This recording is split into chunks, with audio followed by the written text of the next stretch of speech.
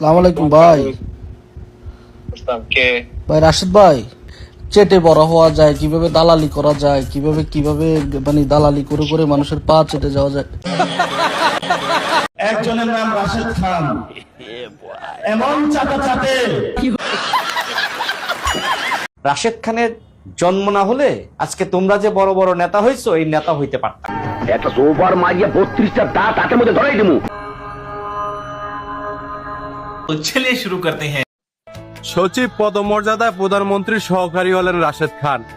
এই দেশে চাটাচাটি আর তেলবাজি করতে পারলেই মিলে যায় পথ। আবারও হলো প্রমাণ। ঠিক বলেছো।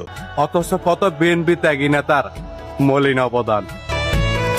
এইটা একটা কথার মতো কথা কইছো। বিএনপির কেউ চাঁদাবাজি করতে পারে না। একটা চাঁদাবাজির একটা হাতিয়ার বানানো ফেলা হয়েছে, আর ভয় দিয়ে আমাদের কাজ চালাতে পারবেন না। 10% এসডি চাপিয়ে দেওয়া হয়েছে। 10% এসডির কারণে চাঁদাবাজি করতে সুবিধা হয়। ঠিক বলেছো। 11টা গরু আমার কাছে 12,000 টাকা চাইতেছে। 12,000 টাকা না দিলে ওরা গরু নিয়ে দেওয়ার। এদেশের জনগণ যেমনি ভাবে অভ্যুত্থানের সময় নেমে আসলো না, ঠিক বিএনপির বিরুদ্ধে আরেকটি অভ্যুত্থান করার জন্য নেমে আসে। আমি নিজেই এলাও করি। ঠিক বিএনপির বিরুদ্ধে আরেকটি অভ্যুত্থান করার জন্য নেমে আসে, আমি নিজেই এলাও করি।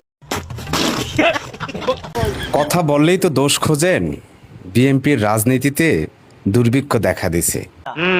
তা না হলে এইরকম একটা বাটপার চাটকদারকে প্রধানমন্ত্রীর রাজনৈতিক সহকারী হিসেবে নিয়োগ।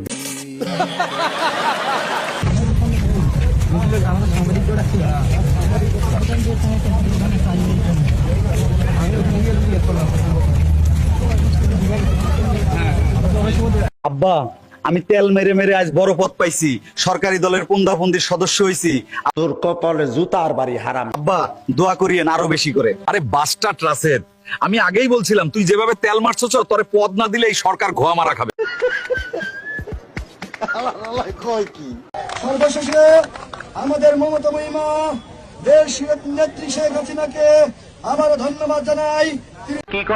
জামাতের উত্থান এই দেশের স্বাধীনতা, সার্বভৌমত্ব, ভবিষ্যতের জন্য হুমকি স্বরূপ। এইটা কিন্তু মনে রাখতে। এই ছাগল কি বলে? তবে এইটা যদি ভুলে যান তাহলে বাংলাদেশের পরিণতিও কিন্তু ফিলিস্তিনের মতো হতে পারে। একজনের নাম রাশেদ খান, এমন চাটা চাটে, দাজ্জালের মতন চাটে। আরেকজন তৈরি হয়েছে নুরুল হক নূর। ठीक है। আরেকজনের নাম হলো জুনায়েদ সাকিব। এই নব্য যারা ইউনিয়নের আছে, যারা জনতার উপর নতুন করে গদ্দারি করেছে, এইটা একটা কথার মতো কথা কইছো। বুঝতে পেরেছে জনতার ভোট দিয়ে পার্লামেন্টে যাওয়া যাবে না। একটু প্রধানমন্ত্রীর পা যদি প্রতিদিন একটু চষা যায়, তাইলে হলো সচিব হওয়া যাবে। আসসালামু আলাইকুম ভাই। ভাই রাশেদ ভাই। কে বলছেন? ভাই আমি আপনার ইয়াত্রা দেখে আমি খুব খুশি হয়েছি, আপনাকে যে প্রধানমন্ত্রীর ব্যক্তিগত সহকারী করছে এর জন্য। রুকো যারা, সবার করো। আমি নিউ ইয়র্ক থেকে কল দিছি ভাই। কি করেন আপনি? এই যে আমি মোটামুটি পলিটিক্স করি আর কি ভাই, আপনাদেরকে সমর্থন করি। রুকো যারা, সবার করো। ওকে। ভাই একটা কথা, ওই যে আমি একটা এখানে স্কুল চালু করছি আর কি ভাই, একটু সময় 30 সেকেন্ড আর কি, লেস দেন দ্যাট। তো আপনাকে ওইখানে একদিন স্পিচ দিতে হবে আর কি, আপনি যদি সময় দেন। নিউ ইয়র্কে আর কি ভাই।